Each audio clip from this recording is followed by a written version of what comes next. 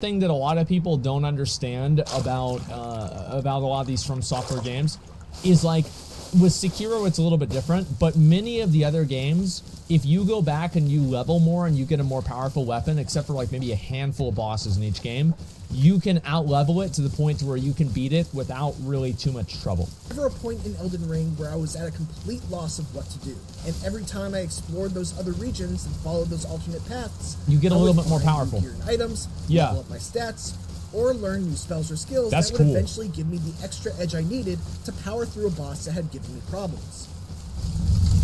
That is badass. The lands between. It isn't just the promise of making my numbers go up that called me to turn over every stone on the map. The Lands Between is positively brimming with riches, intrigue, and danger at every turn. Okay. Much of what Elden Ring's open world does well can be traced directly back to things that made Breath of the Wild stand out from the many open world games that came before it.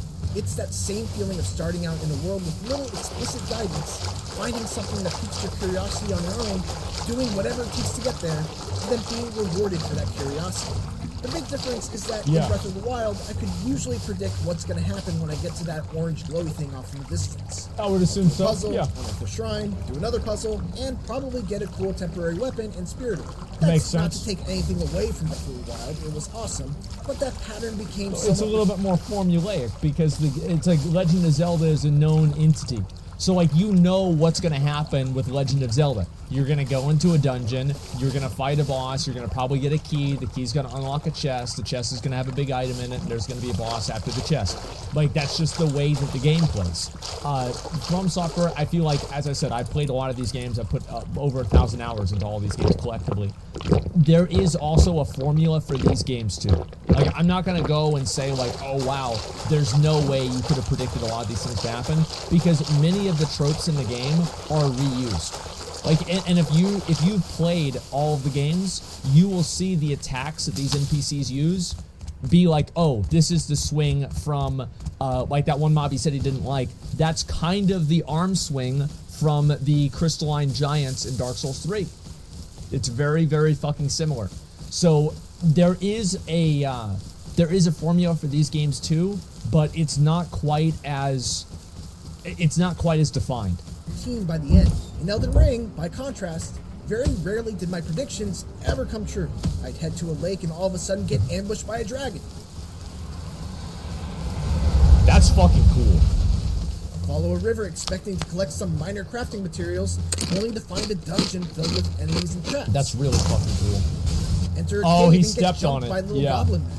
Or take a seemingly unimposing elevator and find that it just keeps going down further and further and further until, well, you'll have to get there yourself to find out. I was about to say, that's so cool. Rewards your curiosity. Holy shit, that's badass. That could be a new weapon, a new Ash of War, a valuable consumable, a new creature for you to summon. That is a big boy. Or a new NPC to talk to. That is a fucking big boy. God damn. That I never felt disappointed by my prize, regardless of the amount of effort it took.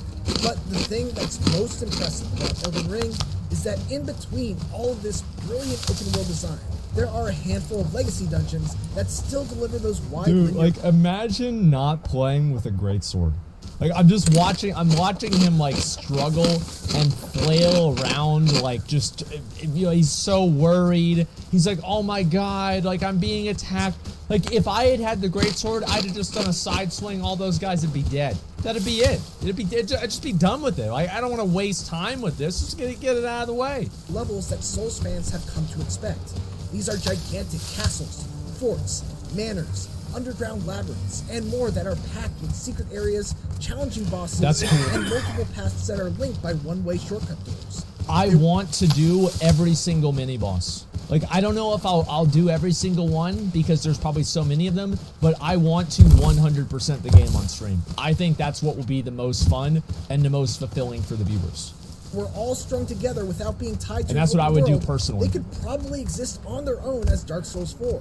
Bottom line, Elden Ring's open world exploration is a new benchmark. It's constantly exciting, rewarding, and full of moments that made me go holy shit in a host of different ways.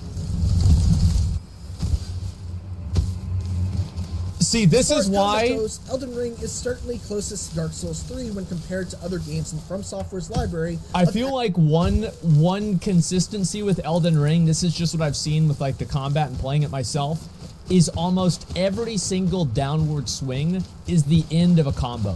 Like whether it's Margaret, whether it's these guys, whether it's that one boss in general, almost every single downward swing is the end of a combo. And the only exception I would say maybe with that is like maybe the Guardians in Ulasil in Dark Souls 1. But in Elden Ring, I feel like almost every single NPC, this is a little tip, right, that I've noticed at least, if you know, for at least the bosses I've done, is that whenever they swing downwards, that's probably a good opening to hit them. Action RPGs characterized by weighty attacks, careful stamina management, and a bit of a slower pace than games like Bloodborne and Sekiro. The two big new additions are the ability to use a guard counter by blocking an attack with your shield and then immediately pressing the full attack button to follow up with a crushing strike that can hit weaker enemies in a couple of hits, and the jump attack that gives melee wielders a new type of heavy attack that can also be used to stun enemies and leave them open for a critical hit. They're both great. I might use that a little bit, but I'm not going to worry too much about hopping around, man. Like, the thing is that whenever you use a greatsword, it doesn't really matter if you're jumping or not. Like, you're going to stagger them no matter what. The jump attack is crazy good. If I need to do the jump attack, I will. But I'm not gonna overexert myself, you know? But for the most part, From Software has certainly adopted a if it ain't broke, don't fix it approach. Simple enough. What really makes the combat in Elden Ring so good, though, is its enemy design and variety. Not only are a fair number of them horrifying, but some of these baddies are absolutely vicious, coming at you with wild swings and combos that seemingly go on forever and can hit from 10 feet away. Yeah, like that. And he's still going. Bro, what the fuck? Others are more methodical and hide behind their shields to wait for the right opportunity to either parry you or catch you while you're winding up. That was a really good parry. Weak, but can be huge threats when they ambush you with a grab that kills you in one hit. Many are designed to punish those who just mash the dodge roll button without care, which makes Elden Ring a very hard game. But it's a good style of difficulty. One that's less about fast reaction speeds and twitch reflexes, though those certainly help, and more about learning, adapting, and finding the planted weaknesses in enemy attack patterns. Deciphering those really spells cool. And acting upon Maybe I should use the jumps. Is a large part of why these games are so much fun. The combat, and then there are the bosses. The combat feels really good. Like, just watching the combat, this looks fucking awesome, man. Spoil them, but there are a handful that are some of the most visually and mechanically impressive From Software has ever crafted.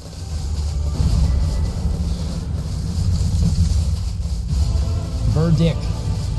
What's the verdict? It is no exaggeration to say that Elden Ring is From Software's largest and most ambitious game yet, and that ambition has more than paid off. Even I would after say so. 87 hours it of seems blood, that way. Sweat, and tears that included some of the most challenging fights I've ever fought, and innumerable surprises, there are still bosses that I left on the table. God damn. Secrets that I've yet to uncover. Side quests that I missed out on.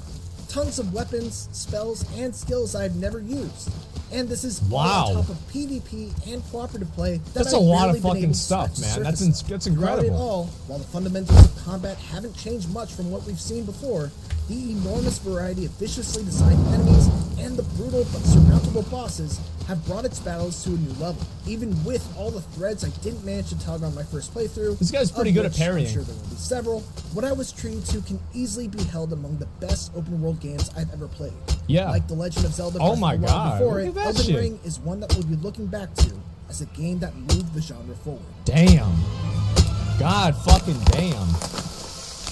For Elden Ring, make sure to check out the first minutes of the game. And for everything else, keep it here on IGN. Alright, I'll link the video for you guys so we can take a look at it. Bro, can y'all fucking believe we are playing that shit tomorrow? Can you fucking believe it? Oh my god. Look at that. That's the video I just got done watching. It's from IGN. This is holy shit, man. I cannot even believe that like we're gonna be playing this game tomorrow. It's just so it's like it's so shocking to me that it's actually happening. It's gonna be so fucking fun, man.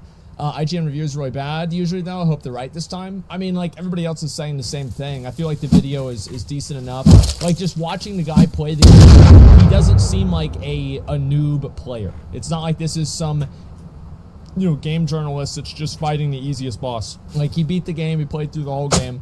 Like, he doesn't seem like just a complete moron. So yeah, the review is this is good. This is a good review, and I'm excited to play the game. As I said before, I'm very fucking excited to play the game. This is going to be amazing. Check Metacritic scores. Well, I mean, Metacritic, everybody is saying the game is good. Like, I already looked into it and I already saw it. Basically, everyone is saying that the game is good, which to me is like no surprise. I feel like everybody is going to think that, and everybody is going to believe that, which is, we're going to have to see what happens, but I think that's a good thing. Yeah, it's a fucking great thing. I'm really excited. And a consolidation of all the scores. Okay, let's see. I'll see if I can pull this up here. This is all the scores that we've received, or sorry, that people have received for Elden Ring. Here we go. Your Game Informer's a 10, PC Gamer's a 10, FX Life 10, The Guardian 5 out of 5, Kind of Funny 5 out of 5, 9.5, 9.5, and 9. Yeah, so everybody is just really, really fucking positive about the game, right? That's what it really comes down to, is that everybody is excited about it, and everybody is happy. Yes, yeah, that's great, that's amazing, fuck yeah. Game Informer says it's one of the best games ever made. I mean, as I said, I think Dark Souls 1 and Dark Souls 3 are two of the best games ever made. Like, straight up, like, I think Dark Souls 3 is probably one of the best games ever made. And I think that the proof of that is the fact that people are still modding it and still playing through it today.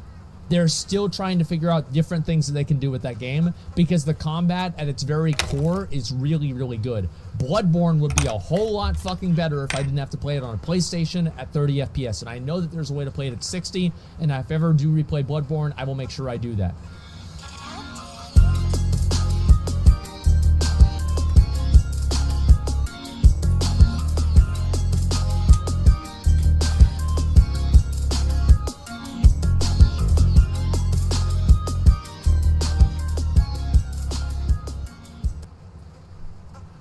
Dynamic seasons and climates will fill the sky with lightning or sunshine, or coat the ground with snow or rain.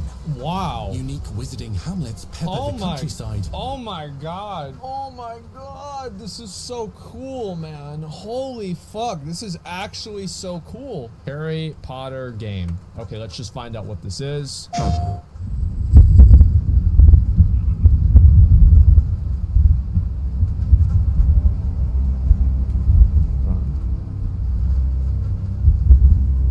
It's crazy how dark Harry Potter got at the very end. Like, that shit got intense.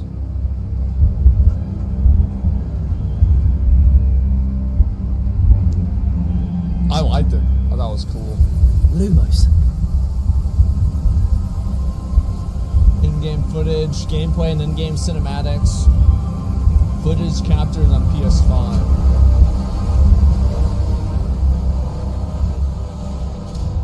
Wow. What do you think you're doing here, humans?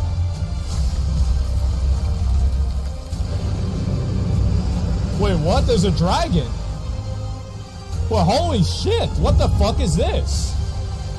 This is Harry Potter?